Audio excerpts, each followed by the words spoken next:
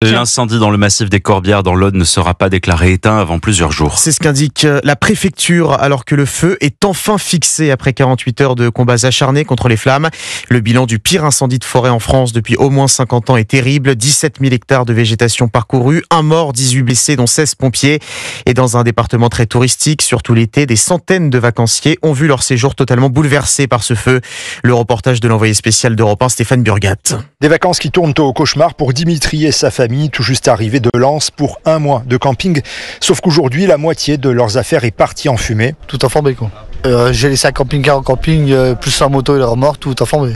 Plus les trottinettes aux enfants, PC portable, ainsi de suite. On a perdu beaucoup. Hein. Bon, à peu près 15 000 à peu près, ouais, un peu plus même.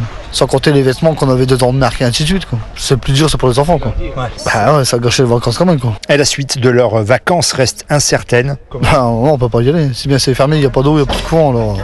Puis même en cas où on peut plus y aller, c'est tellement pour l'odeur. Quoi. Pour les enfants, c'est pas bon. Hein. Bah là pour l'instant j'ai payé les vacances pour rien. Quoi. Plus de 200 personnes sont hébergées ici dans ce village en hauteur préservé de l'incendie, accueillis dans un gymnase où habitants et touristes comme Fabien se remettent doucement de leurs émotions.